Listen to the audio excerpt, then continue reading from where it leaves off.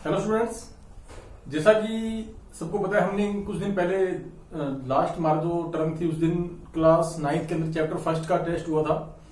तो आज हम उसका जो सोल्यूशन है वो यहाँ पर प्रिपेयर करने जा रहे हैं। तो आप अपने जो आंसर है उनके साथ मैच कर सकते हैं, और आपको कहीं लगता है कि कोई क्वेश्चन के अंदर प्रॉब्लम थी या किसी का अगर गलत हो गया है तो आप यहाँ से मैच करके अपने आप को क्लियर कर सकते हैं जो डाउट्स आपके मन में है। पहला क्वेश्चन ये था, distinguish between speed and velocity. ये बेसिकली हमारा एक थ्योरेटिकल कंसेप्ट था। इसके अंदर हम टेबुलर फॉर्म के अंदर आंसर दे सकते हैं। एक तरफ हम यहाँ पे स्पीड लिखेंगे और दूसरी तरफ वेलोसिटी। इसके अंदर कम से कम हमें 2 या 3 पॉइंट्स होते हैं वो देने पड़ते हैं, क्योंकि ये लगभग 1 या 2 नंबर के अंदर मैक्सिमम पूछा जा सकता है, उससे ज्यादा नंबर का ये क्वेश्चन नहीं है।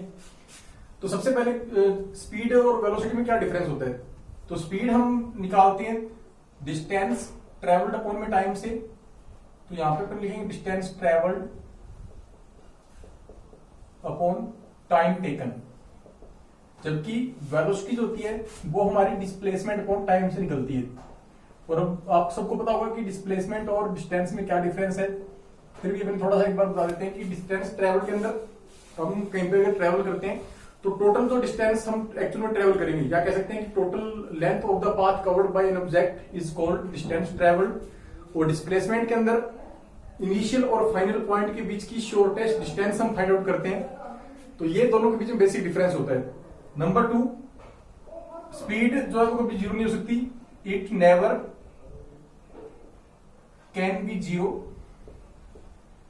क्योंकि जो ऑब्जेक्ट ट्रेवल करेगा तो उसकी स्पीड की जो वैल्यू है वो कुछ ना कुछ आएगी। लेकिन वेलोसिटी जो है वो जीरो हो सकती है। It may be zero. कब जीरो होगी? अगर इनिशियल और फाइनल पॉइंट एक ही जगह पे है। If initial and final point are at same place, एक ही जगह पे अगर जैसे मान लो हम कहीं पर स्कूल जाने के लिए घर से निकलते हैं, शाम को जब वापस आ जाते हैं, अगर उस टाइम की हमारी वेलोसिटी निकाली जाए तो वो जीरो आएगी, क्योंकि हम घर से चले थे और वापस अगर वहीं पहुंच गए तो उस कंडीशन में नेट डिस्प्लेसमेंट हमारा जीरो आएगा।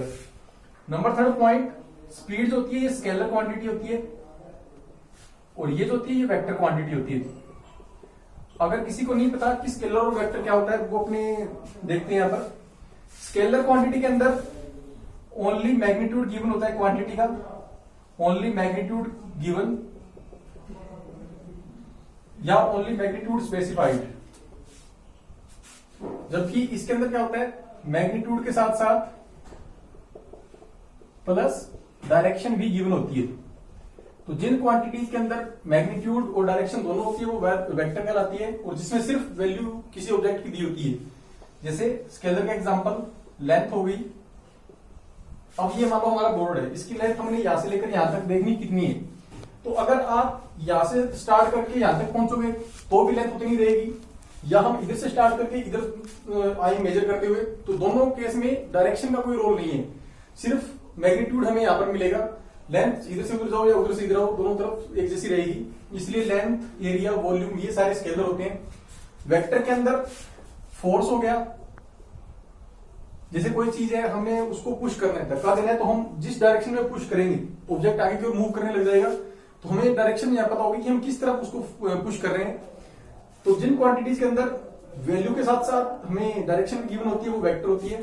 तो इस प्रकार स्पीड को स्केलर में रखा जाता है, वेलोसिटी को वेक्टर में रखा जाता है। तो ये पहला क्वेश्चन था हमारा। अभी क्वेश्चन नंबर 2 पे हम आते हैं। क्वेश्चन नंबर 2 था हमारे पास, a boy starts move toward east after travelling of 10 kilometre he moves to at right angle to south and travel 15 kilometre. Find distance travel and displacement. तो इसके अंदर क्या होता है कि सबसे पहले हम एक पॉइंट लेते हैं। यहां पर पॉइंट ए हमने ले लिया। पॉइंट ए से मान लो ईस्ट की ओर ऑब्जेक्ट जा रहा है, स्ट्रेट लाइन हमने लगा दी। यहां पर कितना जा रहा है, 10 किलोमीटर। तो ये डिस्टेंस है 10 किलोमीटर की। यहां पे आ गया पॉइंट बी। पॉइंट ए से शुरू करके बी तक उसने 10 किलोमीटर ट्रेवल किया। उसके बाद क्या होता है कि वो साउथ की ओर मुड़ जाता है राइट एंगल के ऊपर, यानी कि 90 डिग्री का अगर एंगल बनाते हुए मुड़ेगा। यहाँ पे 90 का एंगल आ गया, तो इस तरफ वो चलता जाएगा साउथ की तरफ। कितना ट्रेवल किया उसने, 15 किलोमीटर। और यहाँ पे हमने पॉइंट लिख दिया सी। तो उसने ए से चलना शुरू किया, बी पे पहुंचा, बी के बाद उसने टर्न ले लिया और फाइनली वो सी पे पहुंच जाता है। आगे निकालना है इसमें डिस्टेंस ट्रेवल्ड एंड डिस्प्लेसमेंट। तो अगर डिस्टेंस ट्रेवल्ड की बात करें यहाँ पर, तो वो जो टोटल उसने ट्रेवलिंग किया है, distance travelled is equal to 10 kilometre ये हो गया और 15 ये हो गया, 10 प्लस 15 टोटल 25 किलोमीटर उसका डिस्टेंस ट्रेवल्ड यहां पर रहेगा। सेकंड निकालना है डिस्प्लेसमेंट। डिस्प्लेसमेंट की प्रॉपर्टीज या कंडीशन क्या होती है कि हम ये देखते हैं इनिशियल और फाइनल दोनों पॉइंट के बीच की शॉर्टेस्ट डिस्टेंस। तो शॉर्टेस्ट डिस्टेंस निकालने के लिए हम क्या करते हैं, स्ट्रेट लाइन लगाएंगे यहां पर एक AC, ये हमारा यहाँ पे नेट डिस्प्लेसमेंट है। डिस्प्लेसमेंट के अंदर हमें डायरेक्शन भी बतानी होती है, तो ये हमने एरो लगा दिया। इसका मतलब ये है कि यहाँ पे A to C की तरफ हमने ट्रेवल किए। अब अगर डिस्प्लेसमेंट निकालना है तो इसको एक हमने राइट एंगल ट्रायंगल की तरह कंसीडर करना है, जिसमें हमें बेस और परपेंडिकुलर दो चीजें गिवन है और इसका हाइपोटेन्यूज हमने निकालना है। तो यहाँ पे हम लिखेंगे displacement is equal to, displacement इसमें है AC की वैल्यू निकलेगी, तो पहले हम यहां पर लिखेंगे AB square plus BC square और फिर उसका रूट हमने करना है यहां पर। तो AB की वैल्यू देखिए 10 का स्क्वायर आ जाएगा प्लस 15 का स्क्वायर और उसके बाद दोनों का रूट हमने निकालना है। 10 का स्क्वायर होता है 100, 15 का 2 to 5, तो ये हमारा कितना आ गया 325 आ गया और उसके ऊपर यहां पर रूट लगाना है हमने। तो अब इसमें देखो कि रूट की वैल्यू कितनी आती है। मैं यहाँ पे शॉर्ट में बता देता हूं कि 324 जो है वो 18 का स्क्वायर होता है, यानी कि 18 का स्क्वायर 324, 17 का स्क्वायर 289, इस प्रकार हमें लगभग 20 तक का स्क्वायर पता होना चाहिए। तो ये जो वैल्यूज है 325, ये 324 से थोड़ी सी बड़ी है, तो अप्रोक्सीमेट हमारा जो आंसर आएगा वो 18.02 किलोमीटर नेट डिस्प्लेसमेंट जो इतना आ जाएगा इस क्वेश्चन के अंदर। तो इस तरह से आपने पहले अपने आप एक ट्रायंगल ड्रॉ करना है जो वैल्यूज देख होंगे अकॉर्डिंग, फिर आगे आपको सॉल्व करना है इस प्रकार।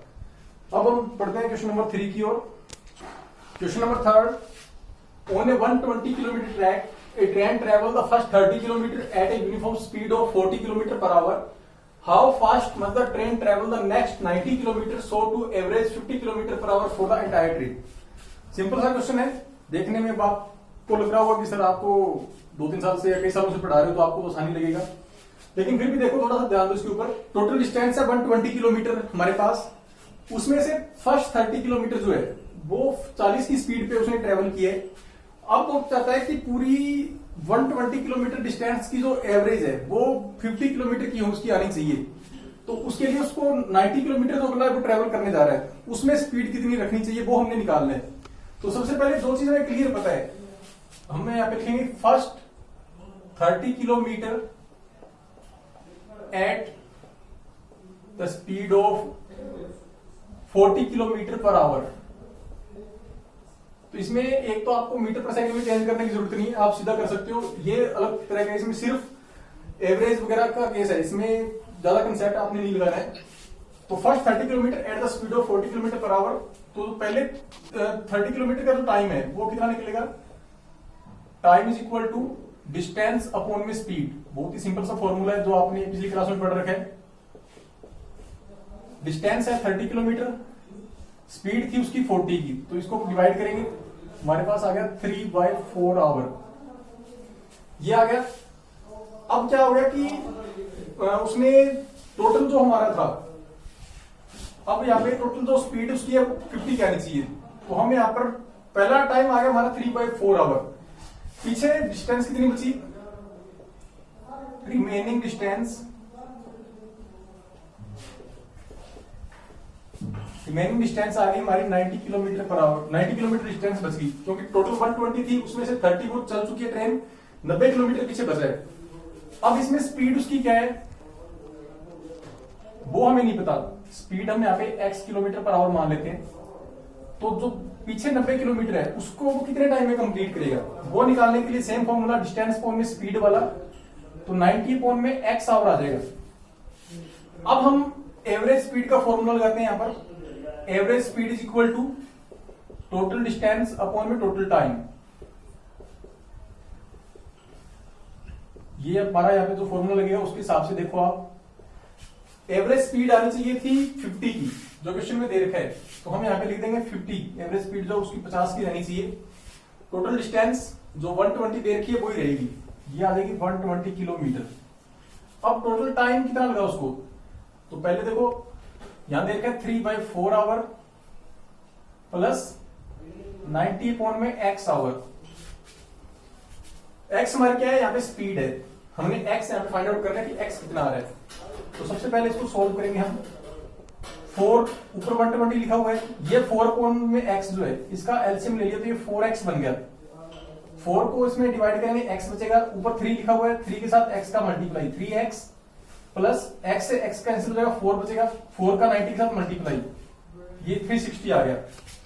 अब ये 4x है, ये पहले ऊपर जाएगा, यहां पे बचेगा 50, 120 अपॉन में 3x प्लस 360 और ये 4x इसके साथ हमने मल्टीप्लाई के अंदर लिख दिया। अब इनकी आपस में क्रॉस मल्टीप्लाई हो जाएगी, 50 इंटू 3x ये आ गया 150x प्लस पीछे हमारा क्या रहेगा 50 इंटू 360, तो इसमें जीरो यहां लग जाएगा, एक यहां पे लग जाएगा, 6 इंटू 5 30, पीछे हमारा कितना बच गया 3 बच गया, 5 इंटू 3 15 और ये आ गया 18, इधर आ गया 120 इंटू 4x, ये 480x आ जाएगा। अभी इतना हो गया। अब हम क्या करते हैं, x वाली टर्म्स को एक तरफ लिख लेते हैं, बाकी दूसरी साइड में रह जाएगी, तो ये दूसरी साइड जाएगा माइनस का हो जाएगा, दोबारा आगे ऐसे लिख देता हूं मैं, 18,000 इधर बच गया क्योंकि 480x माइनस 150x, ये 18,000 आ गया इधर। 480 में से 150 माइनस करते हैं तो जीरो बच गया, यहाँ पर x तो बचेगा, x यहाँ पे कॉमन आएगा पहले, फिर इनको माइनस करना है आपने। 8 में से 5 गया, 3 आ गया और इधर 1 बच गया। अब x की वैल्यू निकालनी है, 18,000 अपॉन में 130, इससे ये कैंसिल हो गया। अब 13 से इसको डिवाइड करेंगे अपने, इसको हम जब माइनस करते हैं 4 माइनस 1, ये सॉरी 330 आ जाएगा, ये थोड़ा सा था इसमें चक्कर, अभी मुझे लग रहा था। ओके, अब ये कोई दिक्कत नहीं है। 1800 डिवाइड बाई 33, तो इसमें अब देखो डिवाइड करेंगे तो कितना आंसर आएगा। ये पहले जाएगा हमारा 5 के ऊपर, 5 इंटू 3 15, 5 इंटू 3 15 16 आ गया, ये 15 बच गया, यहाँ पे 0 बच गया। अब ये 5 पे भी नहीं जा पाएगा क्योंकि 5 पे 165 आना चाहिए, तो ये 4 पे जाएगा, ये 12 आ गया, ये 32, ये फिर 18 बच गया, तो यानी कि दोबारा फिर ऊपर वाला आ जाएगा ये। तो हमारा जो इसका आंसर आएगा वो 54.54 किलोमीटर पर आवर। ये उसको रखना पड़ेगा नेक्स्ट 90 किलोमीटर के अंदर। इसमें एक दो मेथड और भी लगते हैं, आप वो भी फॉलो कर सकते हो अगर किसी को वो इजी लगता है तो। दूसरे मेथड के अकॉर्डिंग ये है कि सबसे पहले वो टोटल टाइम हम निकालते हैं यहाँ पे, जैसे एवरेज स्पीड 50 थी, टोटल टाइम यहां पर हम अगर नीचे निकालेंगे तो 120 को 50 से डिवाइड करना है आपने, 2.4 आवर आंसर आ जाएगा। उसमें से पहली 30 किलोमीटर को पौना घंटा उसको लगता है, तो ये माइनस कर देंगे, पीछे तो बचेगा 1.65 आवर बचेगा हमारे पास, और डिस्टेंस थी यहाँ पे 90 किलोमीटर, तो उसको हम जब डिवाइड करके आगे देखेंगे तो हमारे पास सेकंड पार्ट के अंदर भी इसका आंसर आ सकता है, बाकी जो आपको ठीक लगे, लेकिन आंसर इसमें ये आएगा। अब हम बढ़ते हैं क्वेश्चन नंबर 4 की तरफ। क्वेश्चन नंबर 4 के अंदर ग्राफ ड्रॉ करना आपने नॉन यूनिफॉर्म रिटार्डेशन और कांस्टेंट वेलोसिटी के साथ। तो इसमें क्या होता है कि जब हम ग्राफ ड्रॉ करते हैं तो इसमें हम टाइम हमेशा इस तरफ लिखते हैं एक्स एक्सिस के ऊपर, यहाँ पे आगे टाइम हमारा टाइम टी एक्स के ऊपर, और वाई के ऊपर अपने यहाँ पर क्या लेंगे, स्पीड इसकी ले सकते हैं अपने, स्पीड या वेलोसिटी कुछ भी दोनों में से आप यहाँ पे लिख सकते हो। तो अब देखो नॉन यूनिफॉर्म का मतलब क्या होता है कि जो यूनिफॉर्म ना हो, यानी कि जो एक जैसा ना हो, जो कम या ज्यादा हो रहा है। रिटार्डेशन का मतलब नेगेटिव एक्सेलरेशन हमारा होता है, इसको नेगेटिव एक्सेलरेशन या आपने डिसलेरेशन भी बोल सकते हैं। तो इसका मतलब क्या होता है, एक्सेलरेशन नेगेटिव कब आएगा, जब हमारी स्पीड कम हो रही है, यानी कि पहले स्पीड ज्यादा थी, बाद में हमारी स्पीड कम हो रही है, तो उस केस के अंदर हम इसका ग्राफ बनाते हैं। तो उसके लिए क्या होता है कि जो हमारा कंसेप्ट होता है उसके अकॉर्डिंग अगर यूनिफॉर्म होगा तब तो बिल्कुल एक स्ट्रेट लाइन आएगी, लेकिन नॉन यूनिफॉर्म रिटार्डेशन होता है तो उसके लिए हम एक ऐसे कर्व लाइन बना सकते हैं, या हम क्या कर सकते हैं कि एक जिगजैग लाइन भी यहां पर बना सकते हैं, तो भी आपका वो सही माना जाएगा। ऐसे इस तरह से अगर आप बनाओगे तो भी सही है, ये भी सही है, लेकिन ग्राफ का जो स्लोप है, जो ग्राफ का ढाल है, वो नीचे की तरफ होना चाहिए। रिटार्डेशन की ये बेसिक मतलब कंडीशन है इसके अंदर। सेकंड पार्ट कांस्टेंट वेलोसिटी, इसका ग्राफ अपने यहां पे बना लेते हैं ऐसे। तो कांस्टेंट वेलोसिटी का मतलब क्या होता है कि जैसे मान लो इस तरफ हमने टाइम ले लिया, यहां पे वेलोसिटी ले ली। कांस्टेंट का मतलब होता है कि कोई गाड़ी स्टार्टिंग के अंदर 40 की स्पीड पे चल रही है, तो हमने यहां पे लिख दिया 0, 10, 20, 30 और 40। हमने जब किसी गाड़ी को देखा वो 40 की स्पीड पे चल रही थी, उसके बाद वो कंटिन्यू 40 की स्पीड पे जा रही है, यानी कि जैसे जैसे टाइम यहां से बीतता जा रहा है हमारा 2, 4, 6, 8, 10 इस प्रकार मिनट के अंदर या सेकंड के अंदर कुछ भी ले सकते हैं हम। टाइम चेंज हो रहा है लेकिन गाड़ी की स्पीड चेंज नहीं हो रही, यानी कि जब टाइम हमारा 0 सेकंड था तब भी स्पीड 40 पर थी, 2 सेकंड बाद भी हमने देखा तो भी स्पीड 40 की है, तो पॉइंट यहां पर लगेगा। 4 सेकंड बाद भी स्पीड यही है, इसी प्रकार 10 सेकंड बाद भी स्पीड हमारी ऐसे थी, तो इस केस में जो लाइन लगेगी वो इस प्रकार एक्स एक्सिस के एक पैरेलल लाइन आती है, कब? जब हमारी स्पीड कांस्टेंट होती है। बाकी ये हमने पहले भी इसके बारे में कर चुके हैं, बुक के अंदर ये दे रखा है कंसेप्ट। तो ये सिंपल से 2 ग्राफ थे इसके अंदर। अब क्वेश्चन नंबर 5 की ओर हम बढ़ते हैं। क्वेश्चन नंबर 4 के बाद हमारा था क्वेश्चन नंबर 5, जिसके अंदर हमने इक्वेशन डिराइव करनी है मोशन की। जो 3 इक्वेशन थी हमारे पास, जो हम पहले ही ग्राफिकल मेथड से पढ़ चुके हैं, तो वो सेम यहाँ पर आएगी। अगर किसी ने वो नहीं किया तो आप हमारे पहले जो वीडियो था उसको देख सकते हैं, उसके अंदर सारा A to Z हमने एक्सप्लेन कर रखा है। तो बार बार हम एक ही चीज को नहीं एक्सप्लेन करेंगे, इससे बढ़िया हम न्यूमेरिकल जो उनको कंसीडर करते हैं यहाँ पर। तो क्वेश्चन नंबर 6 के अंदर देखा है कि a car is moving on a straight road with uniform acceleration and speed is given with time. Data आपको यहाँ पर गिवन है, इसमें सबसे पहले ग्राफ ड्रॉ करना है, उसके बाद डिस्टेंस आपने निकालनी है। तो ग्राफ ड्रॉ करने के लिए हमारा जो पैटर्न पहले से चलता आ रहा है, सेम वही चीज हम यहाँ पे लेके चलते हैं। एक्स के ऊपर टाइम आएगा यहाँ पे 0, 2, 4, 6, 8 और 10। ये वैल्यूज हमारी एक्स एक्सिस के ऊपर रहती है। स्पीड हमने लेना है वाई के ऊपर, तो यहां पर आ जाएगा 4, 8, 12, 16, 20 एंड 24। ग्राफ के अंदर क्या देखा है, जब टाइम 0 था तो स्पीड 4 पे थी, यानी कि टाइम 0 है स्पीड 4 है। फर्स्ट पॉइंट यहां लगेगा। सेकंड, टाइम 2 सेकंड है, स्पीड हमारी 8 के ऊपर है, तो 2 की सीध के अंदर यहां पे इधर 8 के सामने, इधर 2 के सामने। टाइम 4 था, स्पीड 12 थी, तो पॉइंट हमारा वो यहां पर आ जाएगा। इसके बाद 6 सेकंड टाइम, स्पीड 16 पे चली गई, तो ये पॉइंट जो यहां पे इसके सामने लगा देंगे इस प्रकार। 8 सेकंड के ऊपर 20 आ जाएगा, ये पॉइंट यहां पर आ गया। और फाइनली दिया हुआ है कि 10 सेकंड के ऊपर 24, तो ये पॉइंट आपने लेना है इसके ऊपर ऐसे। अब हम इन पॉइंट्स को ज्वाइन करेंगे एक लाइन के अंदर, स्ट्रेट लाइन के अंदर। ग्राफ हो सकता है कि थोड़ा सा मेरा बिल्कुल स्ट्रेट ना बने, क्योंकि स्केल से यहाँ पे नहीं बना रहे हम, तो आपने जो बनाना है वो स्केल से बनाना है कॉपी के ऊपर। ओके, इस तरह से एक अप्रोक्सीमेटली हमने स्ट्रेट लाइन ड्रॉ कर ली है। अब हमने क्या निकालना है कि डिस्टेंस ट्रेवल निकालना है। डिस्टेंस निकालने के लिए हम एक स्ट्रेट लाइन यहां पर लगाएंगे ऐसे बिल्कुल सामने की ओर, यानी कि 10 जहां पर था वहां पर एक लाइन आ गई। जब हमने इक्वेशन डिराइव की थी वहां पर एक केस था कि अगर आपने ग्राफ से डिस्टेंस निकालनी होती है तो हम क्या करते हैं कि ग्राफ के नीचे जितना एरिया है, यानी कि ये हमारा जो ग्राफ बना हुआ है इसके नीचे ये जो शेडेड रीजन है, इसकी अगर हमने एरिया फाइंड कर लिया तो ये डिस्टेंस ट्रेवल के इक्वल आ जाएगा। एरिया निकालने के लिए हम क्या करते हैं, पॉइंट लगाएंगे यहां पर, ये पॉइंट O, A, B, इसके सामने बिल्कुल एक यहां पर पॉइंट C और ये D। क्योंकि एरिया निकालने के लिए 2 मेथड है यहां पर, एक ट्रायंगल और एक रेक्टेंगल। डिवाइड करके हम 2 पार्ट्स के अंदर एरिया निकाल सकते हैं, या एक ट्रेपेजियम का फॉर्मूला लगाकर निकाल सकते हैं। पहले मेथड के अंदर हम इस पूरे हमारे ग्राफ को 2 पार्ट्स में डिवाइड कर रहे हैं। यहां पे आएगा distance is equal to area of triangle.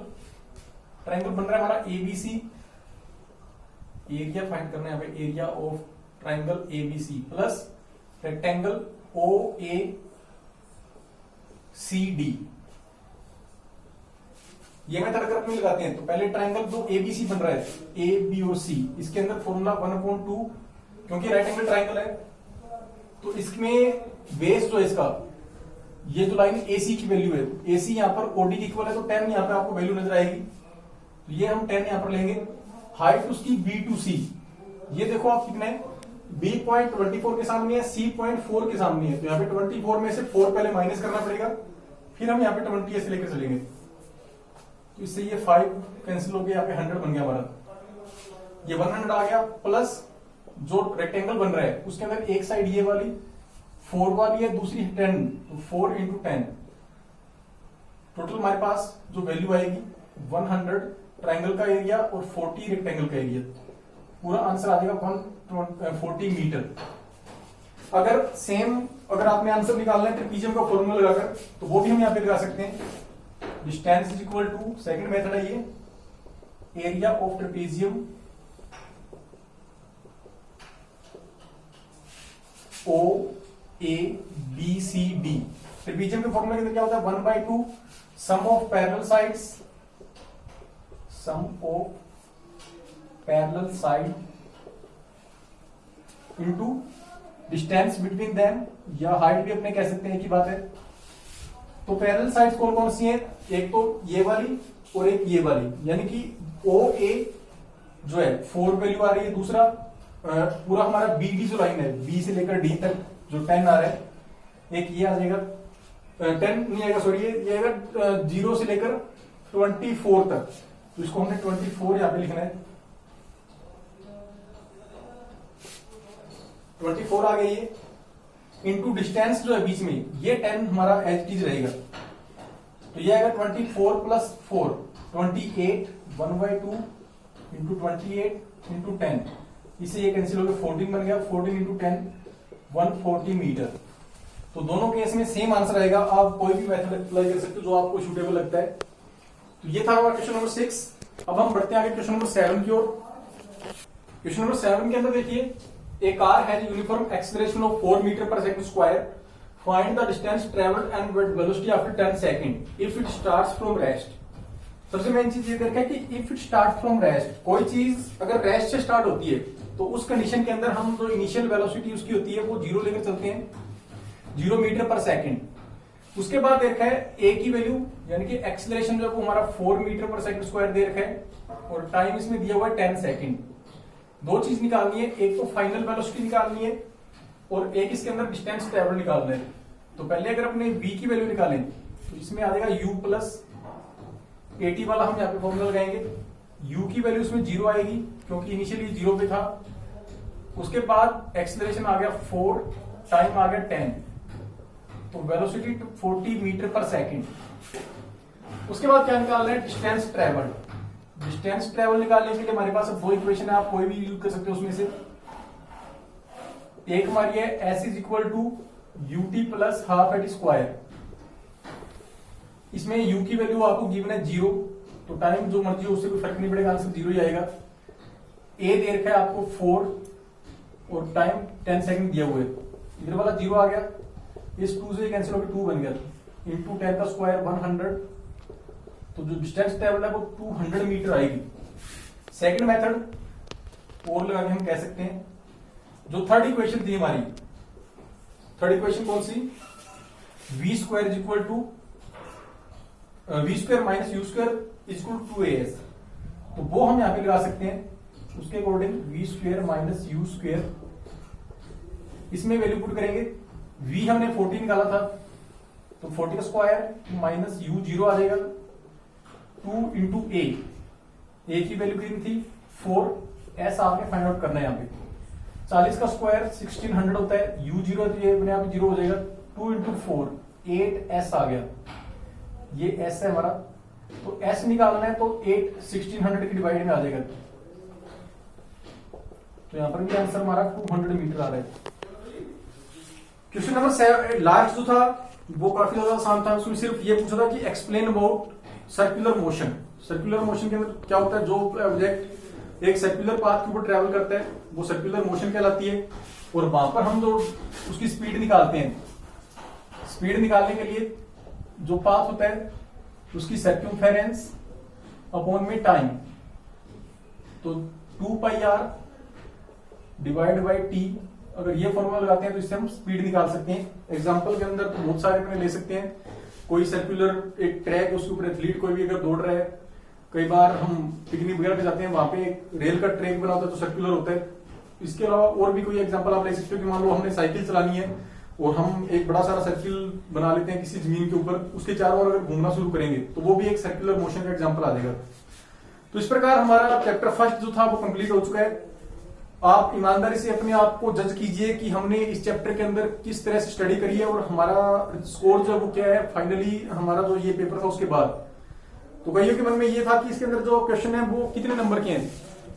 तो इसमें आप देखिए कि सबसे पहला जो है वो हम 2 मार्क्स का ले सकते हैं, सेकंड वाला जो है वो कम से कम 4 नंबर का होना चाहिए, थर्ड वाला भी 4 नंबर का हम लेकर चलेंगे, सेकंड को 3 नंबर में ले सकते हैं आप, थर्ड वाले को 4 में लेंगे, क्वेश्चन नंबर 4 जो है वो भी 2 नंबर का है, 5 नंबर क्वेश्चन है वो 4 नंबर का है, 6 नंबर क्वेश्चन जो है वो भी हमारा 4 का रहेगा, 7th जो है वो भी 4 का है और लास्ट वाला को 2 नंबर का। इस प्रकार आप अपने आप इनके नंबर ऐड करके और पूरा स्कोर देखकर लो अपने आप जज करो कि हम कहाँ पे स्टैंडिंग हमारी टाइम है पोजीशन। और अभी भी कोई इतनी मतलब टेंशन वाली बात है नहीं कि अगर किसी को कुछ प्रॉब्लम है तो आप दोबारा से हमारे जो वीडियोज उनको देखिए, किसी को और अगर प्रॉब्लम है तो आप पर्सनली कॉल करके या मैसेज करके गाइडलाइन हमारी जो है उनको फॉलो कर सकते हैं। इसी प्रकार हम अगला चैप्टर जो है वो उम्मीद है कि जल्दी आपके सामने लेकर आएंगे। तब तक के लिए हैव ए नाइस डे, अपने आप का ध्यान रखिए, घर पे रहिए।